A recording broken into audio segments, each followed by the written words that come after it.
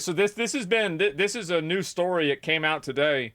So what we have now is we have a post-mortem. Now, post-mortems are what happened after something died. What happened and what died? Dragon Age died. So Jason Schreier, and this is the guy, Jason Schreier, he writes this whole article inside the Dragon Age debacle that gutted EA's BioWare, what is this, move this shit down, BioWare studio.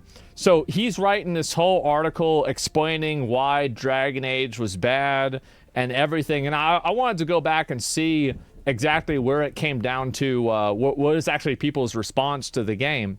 And this is a big issue. And so let's scroll down. We're going to find and see if there's any level of instance of this where he talks about why the game wasn't liked. And so have Grok summarized? No, that's not what I'm looking for. I'm looking for something. When Dragon Age the Veilguard, this is the important part.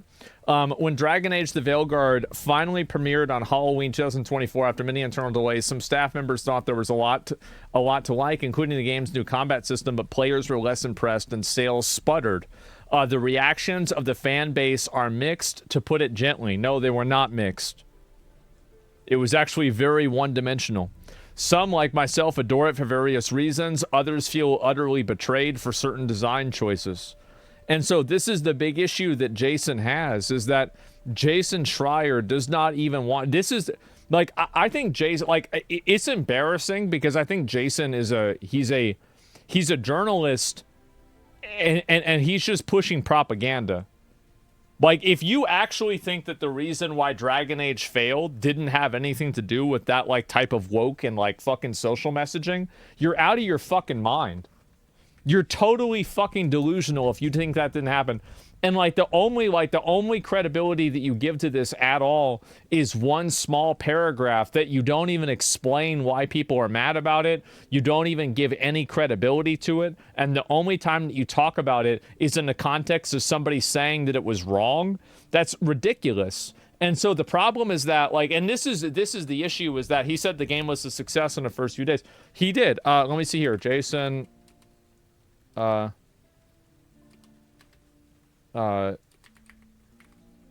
Forbes, Dragon Age. I think I can probably fix this, right? Yeah. Jason Schreier, Dragon Age, tweet. So this is what, Jason Schreier said initially. He said, go woke or go top the charts, right? There's no way you genuinely like this turd. I actually don't like the game very much, but I like seeing you chuds get dunked on. So Jason Schreier went and he actually tried to defend this game and try to make all the people that didn't like it look bad and look stupid.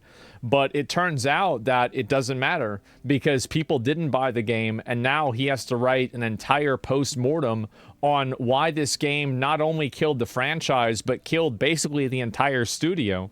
And so he roached out, and this, by the way, he roached all the way out of Twitter completely. Like, he's still not, is he still on that Blue Sky shit? Let me see if he is. Where Jason Schreier, yeah, he got his shit locked down, and he's still on Blue Sky. And you go and follow him on Blue Sky, you see what's going on with this. This is not good, man. It is not good at all. I suspect that hearing the Dragon Age, Veilguard, numerous development, a lot of Palins expressing empathy for the people in the trenches. And you got people talking about this without being hyperbolic. As a manager insisting on deadlines, it's like, yeah, you only got 2,000. This would be way more people talking about this and saying about this. And so you sitting there on your hug box, you're not doing yourself or anybody any favors. And so the reality is that a lot of people, despite all the BioWare higher-ups that he talked to, he intentionally missed the story. The game failed because it was defined in the minds of the audience by YouTubers making fun of the quests and the pronouns. This is the game that proved that approval from Asmongold matters more than approval for IGN. I don't even think it's about me, right? Like, I'm not even talking about me. Like, there's a lot of people that make, because this is the reality. Why the people pushing this? No, these people want to ignore the elephant in the room. They ignore the elephant in the room. They say it's not there. It's not there. So Paul Tassi goes back, he tweets about this. He says, it's easy to push back on this, but when, quote, woke debates consume literally the entire marketing campaign, that it can in fact be damaging. It is. Like, if you think that it's not bad when you have a trailer come out and most people think that it's garbage and it has a negative like-dislike ratio or an under 50% like-dislike ratio, you have a fucking problem. You have a major fucking problem. And these people can pretend like the elephant's not in the room, but at the end of the day, the game comes out and it fucking is. And he admitted to not even liking the game. Yeah. And so, yeah, Lord Said Following a CEO agreed with you. Yo, everybody did, right? And so, and yes, Asmongold trashing something does actually matter now, like it or not. That is a sad state of affairs, isn't it?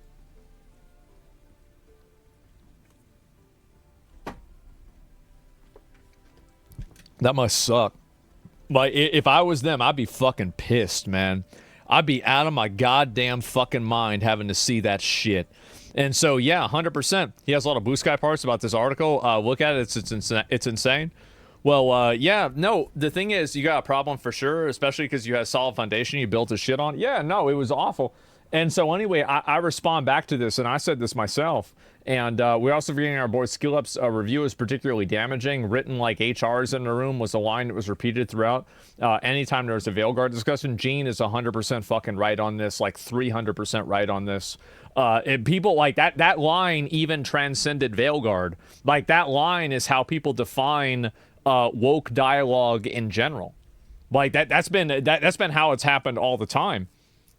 And so what a go? No, Paul Tassi, Paul also has done the same thing, and he probably even admit this. No, he would not admit this, but he knows it's true.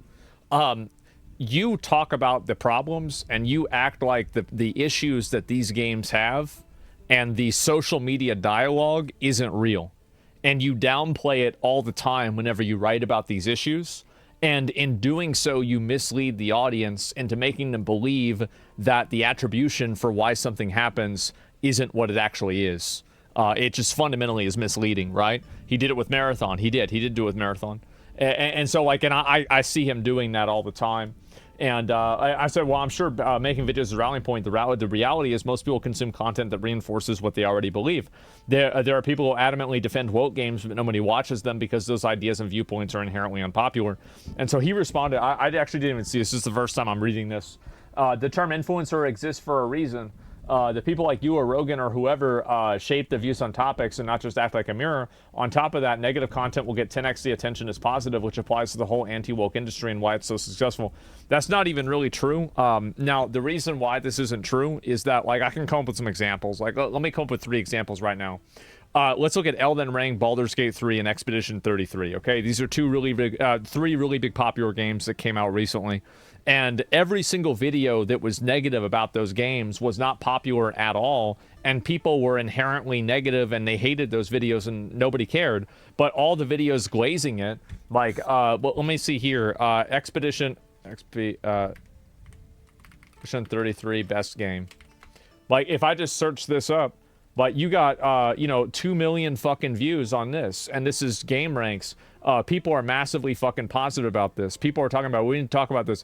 Everybody is positive about this fucking game. And so really, people do not consume content that is negative or positive. Maybe negativity bias exists to an extent, but a 10x is absolutely not the multiplier.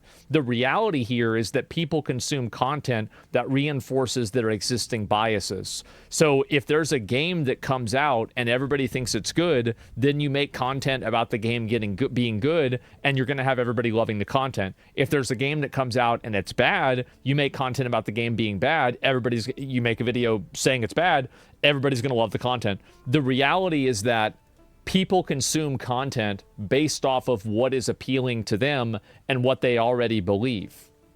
That's the truth. And like, you can see this, and like, again, I just gave 3 examples. Like, look at all the videos glazing Elden Ring, Baldur's Gate 3, and Expedition 33. Compare that to the videos that are negative about those games. Is that a 10x ratio? Do the videos that are negative have 10 times the views? Absolutely they don't, because this idea is not true. And the fact is that people like, and it's easy to say that, right? It's easy to say what he's saying, but it's just simply not represented in data. That's it. It's just not. Actual well-made. Yeah, Hogwarts Legacy too. Yeah, exactly. And so yeah, not that you should. No, people are talking about this a lot. And I watched clips of Veilguard, thought they were cringe, so I didn't buy the game. Yeah, it's that simple. It's a good thing to offer perspective and not just push people to pursue confirmation bias all the time, bucko. I guess this person thinks that I'm confirming confirmation bias. I'm observing a trend. I'm not telling people what to think. It's sad to think, but there's a lot of people that just don't know how to. And did you not bash the wokeness of Avowed and it died? If it's bad, it's bad. Yeah, I think so. But like, for example, like you can look at South of Midnight. Like I thought that game was pretty decent. It was all right. And it didn't matter because people had already decided that they didn't like the game.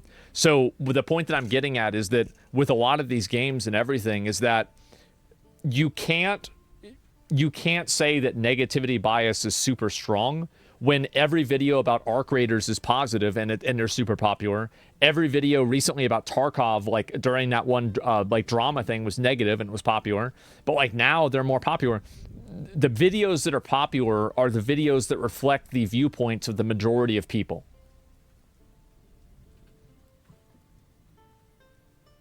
Sorry.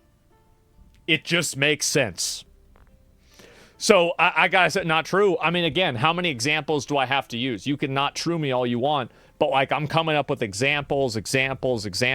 People just keep coming up and saying this over and over. So that's really it.